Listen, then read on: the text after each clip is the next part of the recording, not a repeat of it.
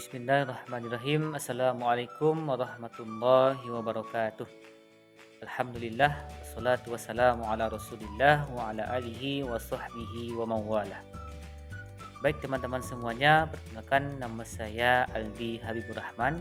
Pada video kali ini saya akan menjelaskan teori-teori linguistik menurut dua orang tokoh, yaitu Ferdinand de Saussure dan Leonard Bloomfield. Teori linguistik yang pertama yaitu teori linguistik dari Ferdinand de Saussure. Bisa sama-sama teman lihat di gambar yang ditampilkan, om-om keren tersebut merupakan seorang Ferdinand de Saussure. Beliau merupakan seorang tokoh linguistik yang berasal dari negara Swiss yang lahir pada tahun 1857 dan beliau dikenal dengan bapak linguistik modern. Ferdinand de Saussure ini memiliki 4 pokok bahasan di dalam teori beliau. Yang pertama ada language, parole, dan language, kemudian ada signifian dan signify, kemudian ada diakronik dan sinkronik, dan terakhir ada sintagmatis dan paradigmatis. Yang pertama, Ferdinand de Saussure ini membahas tentang language, parole, dan language. Apa itu language, parole, dan language? Language merupakan sistem bahasa tertentu, baik itu berupa huruf, kata maupun rasa yang dapat disampaikan secara lisan maupun dengan tulisan. Kemudian ada parole. Parole ini merupakan variasi dalam berbahasa. Mungkin kita bisa menyebutnya dengan dialek bahasa. Dan kemudian ada language. Language itu merupakan bahasa itu sendiri. Apakah itu bahasa Minang, bahasa Jawa, bahasa Batak, bahasa Indonesia, dan bahasa yang lainnya. Analogi singkat mengenai contoh dan perbedaan antara ketiga unsur ini, mungkin saya bisa berikan contoh pada kata air gitu. Air. Orang Padang menyebut air dengan kata air. Dan di daerah Solo Selatan sana mungkin orang menyebutnya dengan kata ayu gitu. Nah, kata air itu merupakan language. Dan perbedaan antara orang Padang dan orang Solo Selatan menyebut kata air dan ayu tadi merupakan parole, dialek dalam berbahasa. Dan language-nya itu bahasa itu sendiri, yang dalam hal ini merupakan bahasa Indonesia dan bahasa Minang. Kemudian yang kedua, Ferdinand de Saussure ini membahas tentang signifian dan signify. Apa itu signifian dan signify? Signifian itu kita juga biasa menyebutnya dengan istilah penanda, yaitu hal-hal yang tertangkap oleh pikiran kita, baik itu berupa citra bunyi, gambaran visual, dan yang lain sebagainya. Kemudian signify. Signify atau kita biasa menyebutnya dengan istilah petanda, yaitu makna, kesan atau konsep yang ada di dalam pikiran kita mengenai apa yang kita tangkap, dari signifian tadi. Mungkin saya bisa memberikan contohnya pada kata pohon. Pada tulisan pohon, pada kata pohon tadi itu merupakan signifian. Lalu gambaran bagaimana pohon itu besar, pohon itu daunnya hijau, pohon itu batangnya besar, pohon itu batangnya berwarna coklat, itu merupakan signify, makna, konsep atau kesan dari apa yang kita tangkap. Signifiannya kata pohon tadi, kemudian signify-nya gambaran, makna atau kesan dari pohon tadi. Pohon itu besar, pohon itu tinggi, pohon itu berwarna hijau, itu merupakan signify. Jadi itu perbedaan antara signify dengan signifian. Kemudian yang selanjutnya ada diakronis dan sinkronis. Apa itu diakronis dan sinkronis? Diakronis yaitu telaah bahasa yang mempelajari bahasa secara terus-menerus atau sepanjang bahasa tersebut masih digunakan. Contohnya penelitian bahasa Indonesia harus dilakukan sejak zaman kerajaan sampai pada saat zaman sekarang ini. Kemudian sinkronis. Sinkronis merupakan telaah bahasa yang mempelajari bahasa, yang mengkaji bahasa pada satu kurun waktu tertentu saja. Sebagai contoh, mungkin sebagai berikut analisis penggunaan bahasa Indonesia pada masa penjajahan Jepang. Jadi perbedaannya kalau diakronis itu secara terus-menerus sepanjang bahasa tersebut masih digunakan. Kemudian sinkronis hanya dalam satu kurun waktu tertentu saja. Kemudian yang selanjutnya yaitu sintagmatis dan paradigmatis. sintagmatis yaitu pola yang tersusun berturut-turut dalam satu arus ujaran. Kemudian paradigmatis yaitu hubungan antara unit-unit yang menduduki tempat yang sama dalam arus ujaran.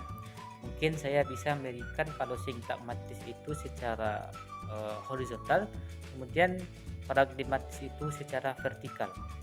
Mungkin saya bisa berikan contoh hubungan sintagmatis yaitu pada kata kita. Kita itu bisa menjadi kata kait, bisa menjadi kata kati, dan yang lain sebagainya.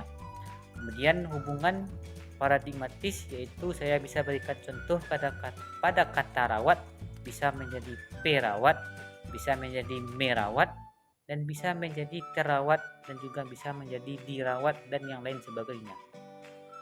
Itulah beberapa teori dari Ferdinand de Saussure. Kemudian selanjutnya teori linguistik yang kedua yaitu teori linguistik dari Leonard Bloomfield. Om-om yang berikutnya merupakan seorang tokoh linguistik yang berasal dari Amerika Serikat. Beliau lahir pada tahun 1887. Aliran linguistik beliau juga dikenal dengan istilah aliran taksonomi. Menurut Bloomfield, bahasa merupakan sekumpulan ujaran yang muncul dalam suatu masyarakat. Menurut Bloomfield juga, bahasa itu terdiri dari isyarat atau tanda-tanda vokal berupa bentuk-bentuk linguistik. Sebagai contoh, pada kata pukul itu merupakan bentuk ujaran. Kemudian pada kata pemukul itu juga merupakan bentuk ujaran. Kemudian pada kata p itu merupakan bentuk dan bukan ujaran.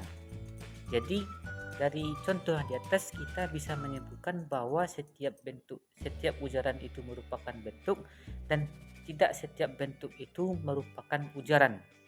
Dan di sini Bloomfield juga membagi bentuk itu kepada dua bagian.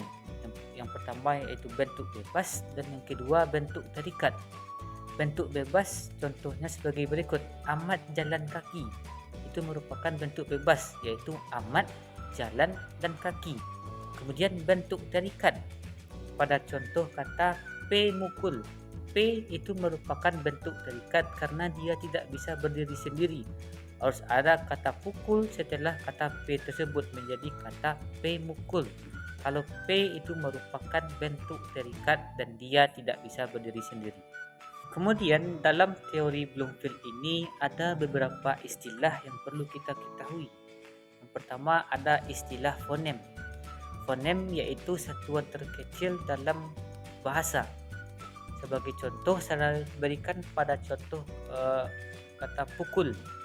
Pukul itu terdiri dari fonem P, fonem U, fonem K, fonem U lagi, dan fonem L. Itu yang namanya fonem. Kemudian yang kedua ada istilahnya yaitu morfem. Morfem itu adalah satuan terkecil dalam sebuah bahasa yang sudah memiliki makna. Contohnya pada kalimat berikut: amat menerima hadiah. Amat merupakan morfem, me merupakan morfem, terima merupakan morfem, dan hadiah merupakan morfem. Kemudian selanjutnya ada istilah kata, yaitu gabungan dari beberapa morfem tadi. Sebagai contoh pada kata pukul, pemukul, dan pukulan. Pada kata pemukul yaitu morfem P di awal ditambah dengan kata pukul. Kemudian pada kata pukulan yaitu kata pukul diakhiri dengan morfem an. Jadilah kata pukulan, itu namanya kata. Kemudian selanjutnya ada istilah frase atau frasa, yaitu gabungan dari beberapa kata. Contohnya, adik saya sedang mandi, adik saya sedang makan nasi. Itu merupakan frase. Kemudian istilah selanjutnya ada kalimat, yaitu ujaran yang sudah maksimum, yaitu gabungan dari beberapa kata. Mungkin pada contohnya, saya membeli roti di pasar. Itu merupakan contoh dari kalimat. Dan itulah tadi penjelasan mengenai teori-teori linguistik dari dua orang tokoh, yaitu Ferdinand de Saussure dan Leonard Bloomfield. Mudah-mudahan teman-teman semua bisa paham dan bisa menerima apa yang saya jelaskan tadi. Saya ucapkan terima kasih atas segala perhatian teman-teman semuanya, dan saya mohon maaf apabila ada kata-kata yang tidak pada tempatnya. Saya sudahi dengan billahi taufik wal hidayah. Assalamualaikum warahmatullahi wabarakatuh.